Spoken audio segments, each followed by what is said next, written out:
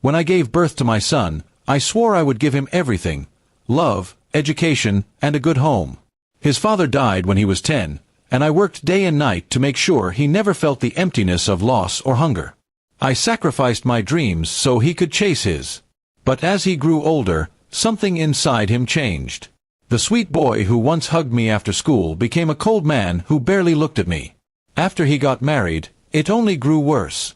His wife, Aisha, didn't like me living with them.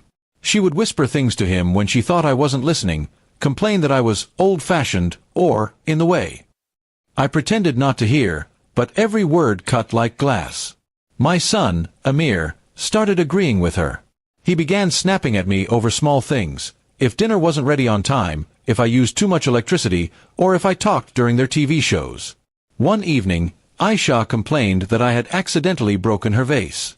It was a cheap decoration, but she acted like I had destroyed a family treasure. Amir stormed into my room, red with anger. "Why can't you just stay out of our things?" he shouted. I apologized softly, but that didn't stop him. He slapped me once, then again, and again, 20 times before my trembling knees gave out. His wife stood in the doorway, smiling faintly as if she'd won some kind of battle. When it was over, I sat on the floor, my face burning, my heart empty. I didn't cry. Something inside me had died. That night, while they slept, I looked at the house, my house. Every wall, every brick had been paid for by my years of labor. The house was still in my name. I realized something: they might have broken my heart, but they couldn't take my dignity unless I let them. The next morning, I quietly went to my lawyer. I explained that I wanted to sell my property immediately. He was surprised but did everything quickly since all the papers were already in my name. Within a week, the house was sold, and the money transferred to my account. I rented a small apartment near the edge of town, modest but peaceful. On the day Amir left for work, I packed my things. I left behind only a note on the kitchen table that said, "A home built by love cannot stand on cruelty. I hope you both find somewhere that suits your hearts." Then I handed the keys to the new owners, a kind couple who promised to take good care of the place. When Amir came home that evening, the scene must have been chaos.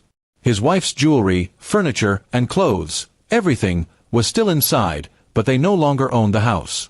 The new couple told them politely that they had bought the property legally and that my son and his wife had to leave immediately. Neighbors later told me they screamed and begged, but there was nothing they could do. That night, Amir called me dozens of times. I didn't answer. When I finally picked up the next morning, his voice was broken. "Mom, where are we supposed to go?" he asked. I simply said, "The same way I started, with nothing but willpower. You'll manage." And I hung up. It wasn't revenge. It was justice. Days turned into weeks. My bruises healed, but the scar in my heart remained. Sometimes, I caught myself missing him, the little boy who once held my hand to cross the street. But then I'd remember his hand raised against me, and I knew I had done what was right. Love doesn't mean letting people destroy you. One afternoon, there was a knock at my door. It was Amir, looking thinner, tired, and ashamed. He didn't speak for a while. Finally, he whispered, "I'm sorry, Mom." I looked into his eyes, searching for sincerity. There was pain there, and regret, too. I invited him in, made tea, and we sat in silence. He told me he and Aisha had separated. "She left when the money ran out," he said bitterly. I didn't gloat or scold him. I just said, life has a way of teaching lessons we ignore. We talked for hours, about his childhood, about his father, about mistakes. For the first time in years, he listened. In the months that followed, Amir visited often. Slowly, our bond began to heal. I didn't give him money or a home, only advice. I wanted him to rebuild himself from the inside. And he did. He found a job, started renting a small flat, and even began volunteering at a local shelter. Sometimes he still cries when he talks about that day. I do too. But I tell him, what matters is not how many times you fall, but how you rise after realizing who you hurt. That house was never just a building, it was a test. And though it took losing everything, my son finally found his heart again. Now, when he hugs me, I feel the warmth I thought I'd lost forever. And I pray that no mother ever has to teach her child love through pain, but if she must, may she have the strength to walk away, just as I did.